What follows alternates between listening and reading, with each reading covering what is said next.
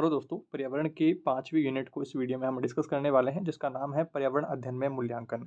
मूल्यांकन के इंपॉर्टेंट सभी टॉपिक्स को इस वीडियो में हम डिस्कस करने वाले हैं, तो वीडियो को पूरा देखना है और चैनल पर नए हैं तो सब्सक्राइब कर लेना है इसी तरह के और इन्फॉर्मेटिव वीडियोज़ के लिए। दोस्तों, आपका 5वां यूनिट है 10 नंबर का और 10 नंबर के कुछ महत्वपूर्ण टॉपिक्स में से पहला टॉपिक आता है आपके सतत और व्यापक मूल्यांकन, जिसको इंग्लिश में कहते हैं CCE, यानी कि कॉन्टिन्यूअस कंप्रहेंसिव जो इवैल्यूएशन होता है, उसके बारे में बात हम करने वाले हैं। तो देखिए, तकनीकी जो शब्दावली होती है उसमें वैज्ञानिक सिद्धांतों, तथ्यों तथा नियमों के व्यवहारिक जो प्रयोग होता है उनका परीक्षण मूल्यांकन के द्वारा किया जा सकता है, जबकि सतत एवं व्यापक मूल्यांकन के अंतर्गत वैचारिक चिंतन, वैज्ञानिक दृष्टिकोण तथा निर्माण हेतु योग्यता आदि गुणों को मूल्यांकित किया जाता है। इसके बाद में देखिए, सत्रांत पर होने वाले मूल्यांकन में कई प्रकार के दोष होते हैं जिनका निवारण जो होता है वो CCE यानी कि सतत एवं व्यापक मूल्यांकन के द्वारा किया जा सकता है। सतत एवं व्यापक मूल्यांकन को सामान्यतः आंतरिक मूल्यांकन के रूप में भी देखा जाता है। यह मूल्यांकन उन शिक्षकों के द्वारा किया जाता है जो विषय का शिक्षण कर रहे होते हैं तथा बालक के साथ प्रत्यक्ष संपर्क में रहते हैं। यह मूल्यांकन सत्र के दौरान लगातार चलता रहता है तथा बालक की शैक्षणिक उपलब्धियों को मूल्यांकित करता रहता है। इस प्रकार से बालक अपनी उपलब्धियों का लगातार मूल्यांकन करते हुए पृष्ठपोषण प्राप्त करता है और परिणाम स्वरूप अंतिम परीक्षा की अच्छी तैयारी करने में सफल रहता है। इस तरह से आपको सतत एवं व्यापक मूल्यांकन के बारे में परिभाषा के रूप में पूछता है, तो कुछ बिंदु आपको इस तरह से ध्यान रखने हैं। अब हम बात करते हैं विशेषताओं के बारे में। CCE यानी कि सतत एवं व्यापक मूल्यांकन की विशेषताएं देखिए, पहली विशेषता आती है CCE में बालक निरंतर अध्ययनशील रहता है। कंटिन्यूस जो हक आपका मूल्यांकन होगा, मान लीजिए कि मंथली या फिर वीकली आपका टेस्ट होता है, उसके बारे में हम बात कर रहे हैं। अब वीकली आपका टेस्ट होगा तो आप वीकली उसकी तैयारी भी करते रहेंगे, डेली डेली डेली उसको पढ़ते भी रहेंगे। तो निरंतर जो है अध्ययनशील बालक इसमें रहता है और वह रटने के स्थान पर समझने की जो योग्यता है उसमें वृद्धि के लिए प्रयास करता है। इसके बाद में दूसरा बिंदु देखिए, CCE में मूल्यांकनकर्ता बालक की शैक्षिक उपलब्धियों एवं योग्यताओं का उचित प्रकार से मूल्यांकन करता है। तीसरा बिंदु आता है, CCE के दौरान अवसर कारक यानी कि चांस फैक्टर समाप्त हो जाते हैं तथा अच्छे बालकों को ही अच्छे परिणाम प्राप्त होते हैं। इसके बाद में चौथा बिंदु है, CCE के परिणाम विश्वसनीय होते हैं, वीकली जो टेस्ट वगैरह होते हैं उनके बारे में बात करी गई है। इसके बाद में पाँचवा बिंदु है, CCE से शिक्षा का गुणात्मक विकास संभव होता है। सतत एवं व्यापक मूल्यांकन से योग्य बालकों को प्रगति के अवसर शीघ्र प्राप्त होते हैं। तो ये 6 विशेषताएं आपको ध्यान रखनी है। इसके बाद में बात करते हैं सतत एवं व्यापक मूल्यांकन के दोष के बारे में। तो CCE केवल उन्हीं दशाओं में लागू किया जा सकता है जहाँ पर शिक्षक छात्र अनुपात कम होता है। डेली डेली बेसिस पर दोस्तों देखिए, ज़्यादा छात्र होंगे तो उनके वीकली मूल्यांकन करने में काफ़ी सारी दिक्कतें आएँगी, तो उनके बारे में बात करी गई है। दूसरा दोष है इसका, सतत एवं व्यापक मूल्यांकन में समय और धन अधिक लगते हैं। जैसे आप सपोज़ करिए कि आपका सिर्फ़ एक ईयरली टेस्ट होता है। ईयरली टेस्ट होता है तो मतलब एक ही बार उसकी तैयारी करनी पड़ेगी, एक ही बार उसके जो पेपर वगैरह हैं वो तैयार करने पड़ेंगे। समय भी एक बार खर्च हुआ पूरे साल में और धन भी एक बार खर्च हुआ पेपर वगैरह बनाने में। अब अगर आपका मान लो मंथली टेस्ट होगा या फिर वीकली आपके अगर टेस्ट होंगे, तो उसमें आपका समय भी ज़्यादा लगेगा और जो पैसे भी लगेंगे, धन भी लगेगा। तो ये बताया यहाँ पर। इसके बाद में तीसरा बिंदु है, CCE के माध्यम से सामान्यतः वे बालक अधिक अंक प्राप्त कर लेते हैं जो टीचर को पसंद होते हैं, या मतलब टीचर से उनकी सिफारिश वगैरह चला करके वो अधिक अंक प्राप्त कर लेते हैं। इसके बाद में देखिए, चौथा बिंदु क्या है कि CCE में शिक्षकों को पक्षपात करने के पूरे अवसर प्राप्त होते हैं, क्योंकि स्कूल में जो होता है देखिए, एक तो क्या होता है कि आपके स्कूल में जो मूल्यांकन होते हैं, एक होते हैं कि आपकी कॉपियाँ जो हैं ऑफ़िशियली या तौर पर गवर्नमेंट टीचर्स के पास चेक होने के लिए जाती है। तो अगर आपकी कॉपियाँ आपके खुद के टीचर्स के पास चेक होगी तो वो पक्षपात वहाँ पर कर सकते हैं, और अगर अदर टीचर्स के पास जाएगी तो वहाँ पर वो निष्पक्ष होकर के परिणाम आपका जाँचेंगे, सारी कॉपियाँ आपको जाँचेंगे करके अच्छे परिणाम आपको दे पाएँगे, जितना आपने किया है उसके अकॉर्डिंग आपको नंबर देंगे। इसके बाद में पाँचवाँ बिंदु आता है कि CCE प्रणाली सभी के आपसी सहयोग के बिना सफल नहीं हो सकती है। तो यहाँ पर टीचर को भी पक्षपात नहीं करने चाहिए और सिफारिशें वगैरह नहीं लगानी चाहिए। तो मतलब कि जो पारदर्शिता है परिणाम वगैरह जारी होने में, तो सब में बनी रहनी चाहिए। इसके बाद में दोस्तों अगला हमारे सामने इम्पोर्टेंट टॉपिक आता है पेपर पेंसिल टेस्ट के बारे में। इम्पोर्टेंट प्रश्न है, आपको ध्यान रखना है। तो देखिए, यह परीक्षा का एक पारंपरिक तरीका है। इस प्रकार की परीक्षा में शिक्षक द्वारा बनाए गए प्रश्नों के उत्तर बच्चों के एक निश्चित समय में लिखने के लिए कहा जाता है।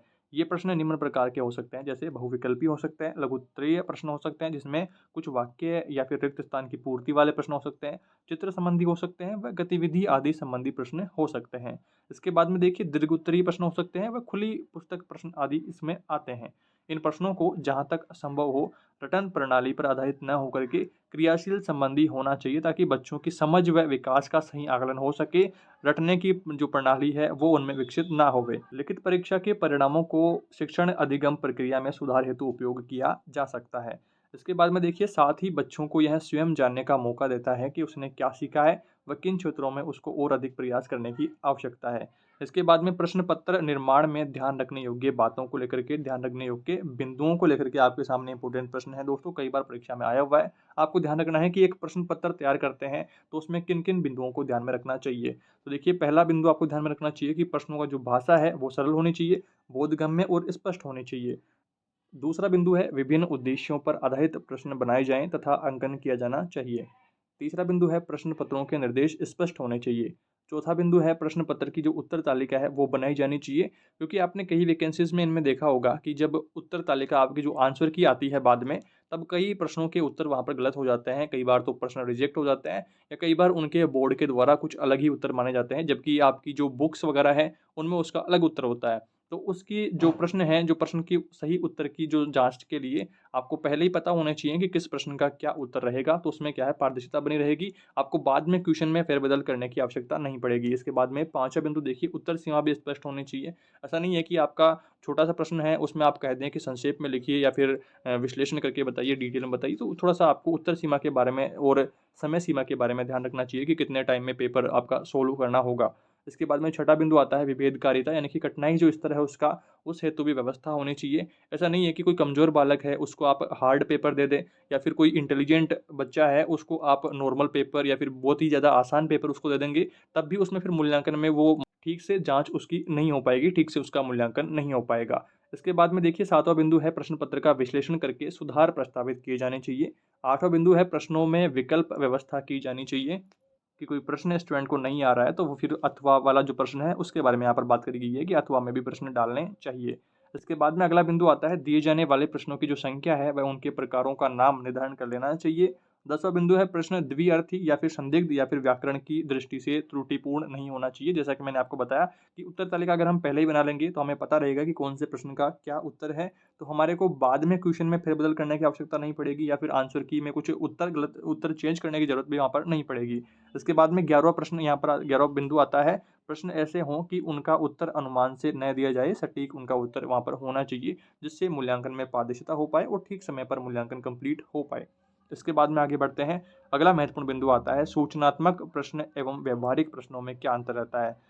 तो सबसे पहले हम बात करते हैं सूचनात्मक प्रश्नों की। तो पहला बिंदु आपको इसमें ध्यान रखना है कि पर्यावरण अध्ययन को सूचना द्वारा बढ़ावा देते हैं। दूसरा है उत्तर जो पुस्तकों व अन्य स्रोतों से पढ़ करके प्राप्त किए जा सकते हैं। तीसरा बिंदु है सही उत्तर देना ही अंतिम लक्ष्य इसमें होता है। चौथा बिंदु है सफलतापूर्वक उत्तर वही बच्चे दे सकते हैं जो शब्दों या फिर पदों से परिचित होते हैं, बातचीत में चतुर होते हैं, जिनमें आत्मविश्वास होता है, वही इसमें सूचनात्मक प्रश्नों का उत्तर दे पाते हैं। अब हम बात करते हैं व्यवहारात्मक जो प्रश्न है, व्यवहारिक जो प्रश्न है उनके बारे में बात करते हैं। पहला बिंदु देखिए, व्यवहारिक जो प्रश्न होते हैं उनमें पर्यावरण अध्ययन को व्यवहारिक रूप से बढ़ावा देते हैं। दूसरा बिंदु है उत्तर अपनी अवधारणाओं, अपने अनुभवों और अपने जो प्रायोगिक कार्य हैं उनसे आप प्राप्त किए जा सकते हैं। तीसरा बिंदु है देखिए, ऐसी अवधारणा या फिर समझ विकसित करना कि किसी प्रश्न के एक से अधिक उत्तर सही हो सकते हैं। साथ ही जांच पड़ताल एवं खोजने की जो पूर्ण प्रक्रिया के दौरान सीखी गई सभी चीज़ों को सफलता की जो निशानी है वो माना जाता है। सभी देखिए, चौथा बिंदु क्या है कि सभी बच्चे उत्तर दे सकते हैं, ऐसा हो सकता है कि उनमें एकरूपता ना हो। यानी कि इसमें देखिए व्यवहारिक प्रश्नों का क्या मतलब हुआ कि खुद के विचारों को, अपनी खुद की अवधारणाएं, खुद के अनुभव, जो प्रायोगिक कार्य अगर खुद ने करे हैं तो उनके अनुभव के आधार पर उत्तर दिए दिए जाते हैं। उत्तर इसमें निश्चित नहीं होते हैं। और जो सूचनात्मक प्रश्न होते हैं जिनकी हमने अभी थोड़ी देर पहले ही बात करी है, तो उनमें क्या होता है, उत्तर निश्चित होता है। जिन्होंने उसको पढ़ा है उस टॉपिक को, वही उसका आंसर दे पाएंगे। व्यवहारिक जो प्रश्न है उनकी उसमें जगह नहीं होती है, निश्चित उत्तर उनका होता है। इस तरह से आपको इनके बारे में ध्यान रखना है। आगे बढ़ते हैं दोस्तों। अगला हमारे सामने इंपॉर्टेंट टॉपिक आता है पोर्टफोलियो के बारे में। तो देखिए, इसमें आपको ध्यान रखना है कि बच्चों के सीखने की जो प्रक्रिया है उसके दौरान जब आकलन साथ साथ चल रहा होता है, तब शिक्षक के पास बच्चों के बारे में बहुत सी सूचनाएं जुट जाती है। इसके अतिरिक्त बच्चों द्वारा किए गए कार्यों का संग्रह, रोजमर्रा के काम अथवा उनके द्वारा किए गए कार्यों के नमूने इत्यादि हो सकते हैं। किसी भी बच्चे से संबंधित वे सभी दिनांक सहित एकत्रित सामग्री। देखिए यहाँ पर आपको ये वाली लाइन थोड़ी सी ध्यान से देखनी है कि किसी भी बच्चे से संबंधित वे सभी जो दिनांक हैं उससे सहित एकत्रित जो सामग्री है उसका जीवन वृत्त, बायोडाटा व शिक्षक द्वारा बच्चे में व्यवहार परिवर्तन हेतु अपनाए गए उपाय व बच्चे की प्रक्रियाएं आदि का रिकॉर्ड इसका पोर्टफोलियो कहलाता है। यानी कि बच्चे के बारे में कंप्लीट इन्फॉर्मेशन आप इसे कह सकते हैं। तो उसका जो डाटा होता है वो पोर्टफोलियो के अंतर्गत स्कूल में रखा जाता है। इस कंप्लीट सभी बच्चों के बारे में बात करी गई है यहाँ पर दोस्तों। आगे देखिए, इस हेतु शिक्षक किसी अलमारी में प्रत्येक बच्चे के लिए अलग अलग लिफाफे या फिर थैलियों या फिर दराजों आदि का प्रावधान कर सकते हैं। इसमें बच्चे अपने द्वारा किए गए कार्य से संबंधित सामग्री स्वयं रख सकता है अथवा शिक्षक द्वारा उपयोग कर सकते हैं। इस तरह से आपको पोर्टफोलियो के बारे में ध्यान रखना है। आगे बढ़ते हैं दोस्तों, अगला टॉपिक हमारे सामने आता है रिपोर्ट के तरीके क्या है। तो देखिए, रिपोर्ट के बारे में जानते हैं। आकलन का जो उद्देश्य होता है, निश्चित मानकों के आधार पर बच्चों की तुलना व उनको प्रथम, द्वितीय आदि स्थान देना नहीं होता है। शिक्षक को सकारात्मक आकलन द्वारा पता चलता है कि कक्षा में प्रत्येक बच्चा कितनी अच्छी तरह से सीख रहा है, कार्य करता है, वह उसकी प्रगति किस प्रकार की है, ताकि और अधिक सुधार सुनिश्चित करने के लिए जो प्रतिपुष्टि है वो उसको दे सके। अतः बच्चे की स्वयं की प्रगति व उसके विकास का जो आकलन किया जाना, रिपोर्ट करना आवश्यक होता है। यह रिपोर्टिंग इस प्रकार की होनी चाहिए कि प्रत्येक बच्चे को इस प्रकार प्रोत्साहित करे कि उसमें यह आत्मविश्वास जागृत हो कि वह और अधिक कार्य और अच्छा कार्य कर सकता है।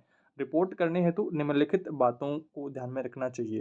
देखिए, रिपोर्ट करने में आपको एक बात तो क्या ध्यान में रखनी है कि उसको इस तरह से प्रोत्साहित करना चाहिए कि उसने अभी जो परफॉर्मेंस करी है, अभी जितना उसने रिजल्ट लाया है, मान लो अभी 60% लाया है, तो उसको प्रोत्साहित करके हमें 80% तक ले जाना है और 80% पर आने के बाद में उसको प्रोत्साहित करके 90 पर ले जाना है, 90 के बाद में उसको 100 पर ले जाना है। इस तरह से हम उसको प्रोत्साहित करेंगे लगातार, तो वह डेली बाय डेली जो है अच्छा कार्य करता जाएगा। इसमें देखिए, ध्यान योग्य जो बातें हैं, ध्यान रखने योग्य, उनमें पहला बिंदु है कि बच्चों की प्रगति का वर्ष में 3 बार मानचित्रण करना होगा और दूसरा बिंदु है व्यक्तिगत सामाजिक गुणों का आकलन करना चाहिए।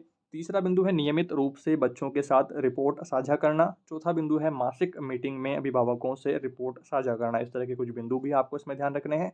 आगे बढ़ते हैं दोस्तों, अगला इंपॉर्टेंट प्रश्न हमारे सामने आता है, संचित अभिलेख क्या है। यह दो शब्दों से मिलकर के बना होता है, संचित और अभिलेख। सबसे पहले हम बात करते हैं संचित का अर्थ क्या है। तो इकट्ठा करना, और अभिलेख का जो अर्थ है वो है लेख सूची तैयार करना। इस प्रकार से संचित अभिलेख का अर्थ है एक विद्यार्थी के शैक्षिक, मानसिक, शारीरिक, सामाजिक व संवेगात्मक विकास की संक्षिप्त सूची। इसका सर्वप्रथम प्रयोग 1928 में अमेरिकन काउंसिल ऑफ एजुकेशन ने किया। इस प्रकार के रिकॉर्ड की इसलिए आवश्यकता हुई क्योंकि स्कूलों के छात्रों के अभिलेखों का अभाव था। इस तरह से आपको इसको ध्यान रखना इंपॉर्टेंट प्रश्न है। अब हम थोड़ी सी इसके बारे में बात करते हैं और जानते हैं कि विभिन्न वैज्ञानिकों ने इसकी क्या क्या परिभाषाएं दी है। तो पहली परिभाषा आती है जोन्स के अनुसार, संचित अभिलेख एक विद्यार्थी का स्थायी रिकॉर्ड है जो कि स्कूल के द्वारा वर्तमान समय तक ठीक ठाक करके उसको रखा जाता है। दूसरी परिभाषा यहाँ पर आती है राइस्टान अन्य विद्वानों के अनुसार, संचित अभिलेख छात्रों के निर्देशन के लिए आवश्यक सूचना को दर्ज करने, उसकी प्रोफाइल, उसकी फाइल बनाने और उसका उपयोग करने की एक विधि है। यह प्रत्येक विद्यार्थी की शैक्षिक, मानसिक, शारीरिक, सामाजिक और संवेगात्मक विकास की संक्षिप्त सूची होती है। ये परिभाषा भी आपको थोड़ी सी ध्यान रखनी है। एक नंबर का प्रश्न या तो आपको अलग पूछ सकता है या फिर अगर संक्षेप में प्रश्न आएगा, बड़ा प्रश्न, तो फिर आपको डिटेल में सारा कुछ आपको लिखना होगा। इसके बाद में देखिए, उपरोक्त परिभाषाओं के आधार पर निष्कर्ष निकाला जा सकता है कि संचित जो अभिलेख हैं उनके माध्यम से हम प्रत्येक विद्यार्थी की वृद्धि व उसका विकास, उसकी शिक्षा विषयक तथा भावनात्मक समस्याओं का ज्ञान प्राप्त करते हैं और उन समस्याओं को हल करने का प्रयास भी करते हैं। अब हम बात करते हैं संचित अभिलेख की विशेषताओं के बारे में। पहली विशेषता यहाँ पर आती है नवीनता। नवीनता के बाद में दूसरी विशेषता है व्यापकता, तीसरी है निरंतरता, चौथी विशेषता है पहुंच और पांचवी विशेषता है वस्तुनिष्ठता और छठी विशेषता है सत्यता और सातवीं है मूल्यांकन। अब इन 7 पॉइंट्स के बारे में कुछ और बातें मैं आपको बता देता हूँ। अगर आपके संचित अभिलेख का संक्षेप में प्रश्न आता है, बड़ा प्रश्न आता है, तो आपको इनकी विशेषताओं के बारे में कुछ और पॉइंट्स भी लिखने पड़ेंगे। नवीनता का तो क्या मतलब हुआ कि संचित अभिलेख में जो सूचनाएं हैं वो नई होनी चाहिए। व्यापकता में क्या हुआ कि संक्षेप न होकर के बहुत व्यापक और विस्तृत होनी चाहिए, जिससे विद्यार्थी के बारे में संपूर्ण जानकारी उनको प्राप्त हो सके जो अभिलेख में सूचनाएं होती हैं। इसके बाद में तीसरा बिंदु है क्या है, निरंतरता। निरंतरता में देखिए, जो अभिलेख में सूचनाएं हैं वो लगातार रिकॉर्ड होने चाहिए, जिनसे आधार पर विद्यार्थी की बौद्धिक जो योग्यताएं हैं उनका पता लग सके। और चौथा बिंदु है पहुंच। तो सूचनाओं को जो एकत्रित करते हैं उनका सभी विद्यार्थियों की पहुँच में उनको होना चाहिए, जिससे जो शिक्षक है उस बच्चे के बारे में कंप्लीट डिटेल जान सकें। उसको अगर वो सही नहीं पढ़ रहा है तो किन कारणों से वह सही नहीं पढ़ पा रहा है, तो उसके बारे में भी थोड़ा-सा वो जान पाएँ। तो सब टीचर्स की उन रिकॉर्ड्स के पास में पहुँच होनी चाहिए। 5वां बिंदु आता है वस्तुनिष्ठता। तो समस्त जो सामग्री है उनकी सूचनाओं की वो वस्तुनिष्ठ होनी चाहिए। और छठा बिंदु है सत्यता के बारे में। तो उपलब्ध जो सभी सूचनाएँ हैं किसी बच्चे के बारे में, तो वो सारी जानकारी सत्य होनी चाहिए। 7वां बिंदु है मूल्यांकन। तो मूल्यांकन करके हम यह पता लगा पाते हैं कि जो जानकारी जिस बच्चे के बारे में हमें पता लगी है, वो कहाँ तक उपयोगी रही है, जितना हमने उसको सिखाया है वो कितना उपयोगी रहा है। इस तरह से आपको इन 7 बिंदुओं के बारे में अगर डिटेल में प्रश्न पूछता है तो आपको लिखना होगा। अब हम बात करते हैं नक्शे और चित्र में बुनियादी अंतर के बारे में। पहला अंतर आता है दृष्टिकोण का। दृष्टिकोण के अंतर में देखिए, यदि हम बच्चे द्वारा बनाए गए उनकी कक्षा के चित्रों को देख पाएंगे तो उनमें कई अंतर होते हैं। उनमें कौन सी चीज़ें ज़्यादा हावी हैं, किन चीज़ों को महत्व दिया गया है, वगैरह आदि यहाँ पर हावी रहती है। इन अंतरों के बावजूद सारे चित्र मोटे तौर पर एक ही कक्षा की प्रस्तुति हैं। हाँ, मेज़ों की संख्या, बच्चों की संख्या, ब्लैक बोर्ड की स्थिति, शिक्षक की मेज़ की स्थिति वगैरह को लेकर के ज़रूर काफ़ी अंतर होंगे, बट जो मेन जो मैटर है वो उनका सिमिलर रहेगा। इसके बाद में दूसरा बिंदु आता है पैमाना। नक्शा पढ़ते समय हम हमेशा वह संकेत खोजते हैं जिसमें यह बताया जाता है कि यह नक्शा किस पैमाने पर बना है, यानी कि कितनी इसकी वास्तविक दूरी है, या 1 मिलीमीटर है या फिर 1 सेंटीमीटर को दर्शाता है। तो वो पैमाना भी हम किसी नक्शे को पढ़ते समय ध्यान में रखते हैं। इसके बाद में तीसरा बिंदु आता है निरूपण का प्रकार। इसमें देखिए, चित्र और नक्शे को बिल्कुल अलग तरह के निरूपण हैं। जब हम चित्र बनाते हैं तो हम असलियत को उस रूप में प्रस्तुत करना चाहते हैं जैसा कि वह दिखता है, किंतु नक्शा 3 विमाओं को दिखाने का प्रयास नहीं होता। यह एक द्विविमीय सतह को 2 विमाओं में प्रस्तुत करने का प्रयास होता है। चाहे बच्चों को चित्र पढ़ना आता हो या नहीं, उन्हें नक्शा उपयोग करने की क्षमता सीखनी ही पड़ती है। औपचारिक शिक्षण के बगैर भी बच्चे रास्ते बनाते हैं और विभिन्न जगहों तक पहुंचने के रास्ते पूछ लेते हैं। इसके बाद में अब हम बात करते हैं आकलन व मूल्यांकन में संबंध के बारे में। आकलन और मूल्यांकन का प्रश्न कई बार परीक्षा में आया हुआ है, तो आपको इसको थोड़ा सा ध्यान से याद कर लेना है। तो देखिए, शिक्षण में आकलन का उद्देश्य बच्चों के सीखने के दौरान अनुपालन की गुणवत्ता के निर्णय से संबंधित होता है। मूल्यांकन शिक्षण अधिगम की निश्चित अवधि के पश्चात उनके सीखने के वास्तविक स्तर की प्राप्ति पर केंद्रित होता है। उस समय यह आवश्यक नहीं समझा जाता है कि अधिगम की प्रक्रिया क्यों और किस प्रकार से हुई।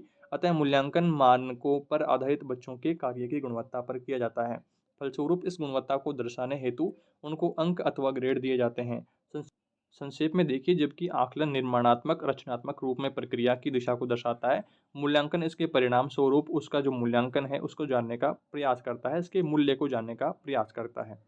इतना सब आपको दोस्तों इस यूनिट में ध्यान रखना है। और हमने मूल्यांकन के बारे में मेन सभी पॉइंट्स को बात कर लिया है। बट अगर आपके सामने मूल्यांकन का अलग से प्रश्न आ जाता है कि मूल्यांकन क्या है समझाइए, या फिर मूल्यांकन के बारे में संक्षेप में लिखिए, इस तरह का प्रश्न अगर आपके सामने आ जाता है तो थोड़ा सा उसके बारे में हम बात कर लेते हैं। तो देखिए, मूल्यांकन के बारे में एक परिभाषा दी गई है डॉक्टर अशोक सिडाना के अनुसार। तो उन्होंने कहा है कि शिक्षा कार्यक्रम ने शिक्षा के उद्देश्यों की कितनी पूर्ति की है, यह पता लगाना ही मूल्यांकन कहलाता है। यानी कि जो टॉपिक हमने बच्चों को पढ़ाया है वो कितना वो बच्चे समझ पाए हैं उस टॉपिक को, तो उनका पता लगाना ही क्या होता है, मूल्यांकन है, कितने उसकी उनके उद्देश्यों की पूर्ति हुई है। मूल्यांकन के प्रमुख उद्देश्यों की अब हम बात करते हैं। तो पहला उद्देश्य आता है कि छात्रों ने शैक्षिक उद्देश्यों को किस सीमा तक प्राप्त कर लिया है, जितना टॉपिक जिस टॉपिक को पढ़ाया गया है वो टॉपिक किस सीमा तक कितना उनको याद हो गया है, तो उसकी जांच करना। दूसरा बिंदु है छात्रों की कठिनाइयों, समस्याओं आदि की जांच करना कि कहाँ पर किस टॉपिक में क्या-क्या उनको समस्याएं आ रही है, तो उनकी जांच करना। तीसरा बिंदु है शिक्षक एवं शिक्षण विधियों की सफलता की जांच करना कि जो जिस शिक्षण विधि से टॉपिक पढ़ाया गया है, अगर वो बच्चों को कंप्लीट याद हो गया है तो उस शिक्षण विधि को मेजर पॉइंट देना, उस शिक्षण विधि को पिन करके रखना कि आगे की जो विधियां हैं उनमें भी इस शिक्षण विधि का हम उपयोग करके बच्चों को सरलता से समझा पाएंगे। तो शिक्षण विधियों की जो सफलता है उनकी भी जांच होती रहती है, जिससे आपको ये पता लग पाए कि कौन सी शिक्षण विधि आपके लिए काम की है बच्चों के लिए, और कौन सी शिक्षण विधि बच्चों के काम की नहीं है, तो उनके बारे में बात करी गई है। चौथा बिंदु आता है कि छात्रों की समस्याओं का निदान करके उन्हें उपचारात्मक ढंग से दूर करना। जो भी समस्याएं टॉपिक सीखने में बच्चों को आ रही है उनको दूर करने की जो प्रक्रिया है वो मूल्यांकन के बाद में शुरू की जाती है। मूल्यांकन के मुख्य सिद्धांतों की हम बात कर लेते हैं। तो देखिए, पहला सिद्धांत है निर्धारित उद्देश्यों की पूर्ति का सिद्धांत। दूसरा है मापन के लिए उपयुक्त उपकरण का चयन। तीसरा है एक उपकरण अथवा अनेक उपकरणों का प्रयोग। चौथा है सांख्यिकी गणनाओं का सिद्धांत। पांचवा है गुणात्मक व्याख्या एवं विश्लेषण का सिद्धांत। इसी के साथ में आपको एक बात ध्यान रखनी है कि भारतीय शिक्षा में मूल्यांकन जो शब्द है वो परीक्षा, तनाव व दुश्चिंता से जुड़ा हुआ है। जैसे परीक्षा आने वाली है तो बच्चों को टेंशन होने लगती है, तो उससे रिलेटेड यहाँ पर बात करी गई है। अगर सतत व्यापक मूल्यांकन आपका होता रहेगा तो आपको उतनी टेंशन नहीं रहेगी। जब आपको कोई टॉपिक पढ़ाया गया है, वो टॉपिक आपको ठीक से समझ में आ जाएगा तो परीक्षा की उतनी टेंशन नहीं रहती है। और ये जो झिझक रहती है, ये जो तनाव रहता है, उसका मुख्य कारण क्या है? विद्यालयी जो शिक्षा प्रणाली है, उसमें जो परीक्षा पद्धति है, उसके बारे में बात करी गई है। तो ये बिंदु का आपका ध्यान रखना है। इसके बाद में देखिए, डॉक्टर ब्लूम के त्रिआयामी प्रक्रिया के बारे में बात करते हैं। चित्र आप स्क्रीन पर देख रहे हैं, ऊपर है पाठ्यक्रम, नीचे यहाँ पर देखिए शिक्षार्थी यानी कि अधिगम अनुभव करने वाला, और शिक्षक है मूल्यांकन के साधन। तो इस तरह से ये त्रिभुज बनाया गया है, त्रिआयामी प्रक्रिया इनकी हो रही है, एक दूसरे से जुड़े हुए हैं। इसके बाद में अब हम बात करते हैं शैक्षिक उद्देश्यों के बिंदु कौन-कौन से हैं। तो 3 बिंदु हैं, आपको ध्यान रखने हैं। 1 नंबर का प्रश्न आपको पूछा जा सकता है। तो बालक की आवश्यकता, दूसरा है समाज की आवश्यकता और अच्छे जीवन की संकल्पना। आपको शैक्षिक उद्देश्यों के बिंदु ध्यान रखने हैं। इसके बाद में 1 नंबर का प्रश्न आपको पूछ सकता है कि शैक्षिक प्रक्रिया के अंग कौन-कौन से हैं। तो पहला है अभ्यास उद्देश्य, दूसरा है अध्ययन अध्यापन जो परिस्थितियाँ हैं उनके बारे में, और तीसरा यहाँ पर मूल्यांकन। आप इनको शैक्षिक प्रक्रिया के अंग बता सकते हैं, और यहाँ पर 201 नंबर का प्रश्न आपको ये भी पूछा जा सकता है। इसके बाद में देखिए, अगला छोटा पॉइंट आता है कि मूल्यांकन के प्रमुख क्षेत्र कौन-कौन से हैं। पहला है ज्ञान, दूसरा है बोध, तीसरा है प्रयोग, चौथा है विश्लेषण, पाँचवा है संश्लेषण और छठा है मूल्यांकन। तो मूल्यांकन के कुछ प्रमुख क्षेत्रों के बारे में भी आपको ध्यान रखना है। इस तरह से दोस्तों, हमने इस 5वें यूनिट के कुछ महत्वपूर्ण जो टॉपिक्स हैं उनकी चर्चा हमने कर ली है। उम्मीद करता हूँ सारे डाउट्स आपके इस वीडियो में दूर हो गए हैं। फिर भी किसी टॉपिक से संबंधित कोई भी आपका डाउट रहता है तो कमेंट में ज़रूर बताइएगा। और पर्यावरण अध्ययन के दोस्तों सभी यूनिट्स की हमने बात कर ली है। डिस्क्रिप्शन में आपको प्लेलिस्ट का लिंक दिया हुआ है, आप वहाँ से जाकर के कंप्लीट प्लेलिस्ट को वीडियोज़ के माध्यम से आप याद कर सकते हैं। पर्यावरण अध्ययन का जो पेपर होने वाला है उसको अच्छी तरह से आप कंडक्ट कर सकते हैं। आपको आपकी परीक्षाओं के लिए बेस्ट ऑफ लक। जल्दी मिलेंगे दोस्तों एक नई वीडियो में कुछ नई जानकारियों के साथ। Thank you for watching this video.